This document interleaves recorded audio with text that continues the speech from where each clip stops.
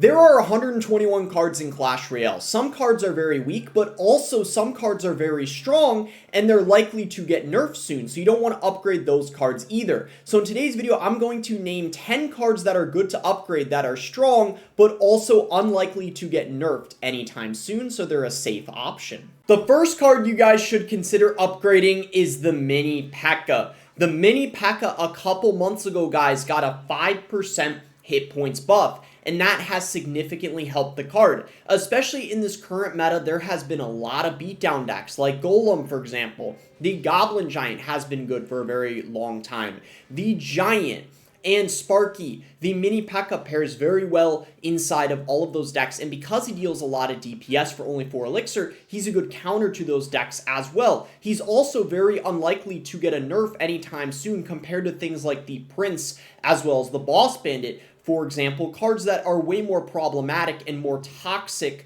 according to most of the community, which is why he's a very good option to upgrade in my opinion. The Balloon, guys, is next. It has been one of the strongest win conditions in the game now for a very long time, but there's no way this card seemingly is going to be getting a nerf anytime soon. It is very strong inside of Loon Cycle and Lava Hound, for example, and maybe you could use some off-meta Giant Skeleton Balloon deck if you want, or Minor Balloon as well. If your opponent doesn't have a lot of air counters, it can be very difficult to stop, and it's a very consistent win condition no matter what the meta is. There's always people at the top of ladder finishing high up with the Balloon, and it can be also very difficult for mid-ladder players to deal with, especially if they're lacking air counters inside of their deck. Just a great win condition to use all around. Up next, we got the Miner. As you guys probably know, the Miner has been one of the best cards inside of Clash Royale for a very long time, and it's basically viable every single meta.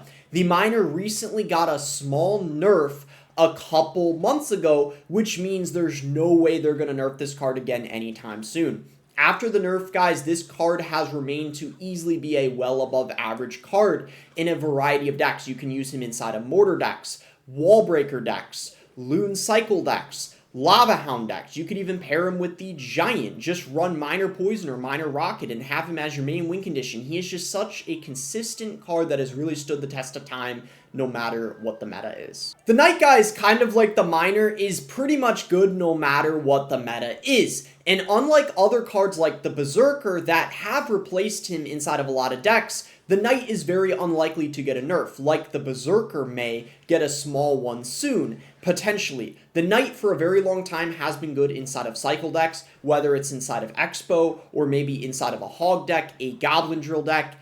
He has just been a staple inside of those decks, and even inside of graveyard decks, he is very good as a tank, just keeping your support cards alive for such a long time, and he just has a good amount of stats for his cost, as you guys know, and it's likely to stay that way for a very long time. On to our first spell now, we have the Poison. The Poison has been a very good card for quite some time. Even though they reduce the amount of damage it deals to towers, it has not impacted the card that much. It's just great at slowing down units, keeping them maybe next to a tower for longer, or slowing them down, making it easier to defend the push. And also, it just pairs so well inside a variety of different decks, whether it's a graveyard deck or a Minor Poison deck, for example. You can pair it inside of a Goblin Drill deck as well. There's no way this card is going to get a nerf anytime soon, and I think it is better than the Fireball, at least how things have been currently. In my opinion, guys, the Cannon is the best building to consider upgrading inside of Clash Royale for a variety of reasons.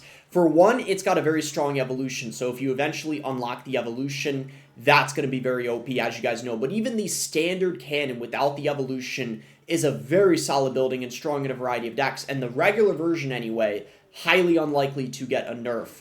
Especially because the Goblin Hut, in my opinion, is a stronger building, and the Goblin Hut, on the other hand, there's a good chance might get a nerf at some point, which is why I'm recommending the Cannon to upgrade. It's very good inside of cycle decks, whether it's Hog, Royal Hog Cycle, Goblin Drill, Log Bait, and even inside of heavier decks, like with the Electro Giant or the Graveyard, you can make the Cannon work, making it a very solid option to consider having inside of your deck.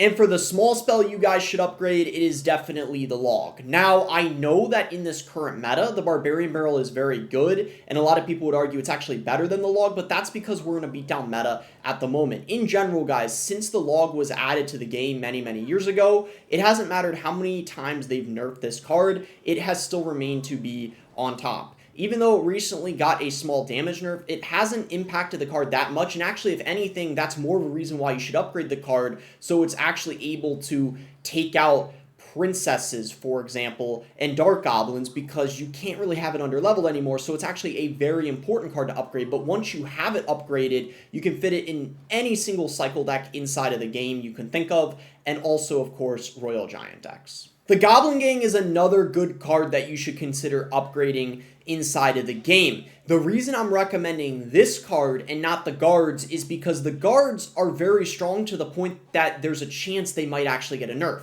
The Goblin Gang, on the other hand, I don't think is going to get touched anytime soon, just because they recently nerfed the Spear Goblins, which already impacted the Goblin Gang, but it still remains to be an amazing card, especially inside of bait decks and also mortar. But it's a pretty versatile card that I think you could fit in a lot of different decks, so that's why it could be a decent option to upgrade. Now, you guys probably didn't expect me to have Dark Prince on this list, but the reason why I think he's a solid card to upgrade is for a couple reasons. One, in the last set of balance changes, he actually just recently got a damage buff. So he deals more damage, his regular attack, and also when he's charging. And he fits well in a lot of the beatdown decks that are very strong inside of this meta, especially with the Goblin Giant or the Golem or the Electro Giant, things along those lines. And also, guys, a lot of people think there's a high chance the Prince is going to be getting a nerf soon because he has been strong for a very long time. A lot of people have been calling for the regular Prince to get a nerf, and if that's the case, I think the Dark Prince is going to be a good option instead, so he's just a good and a safe option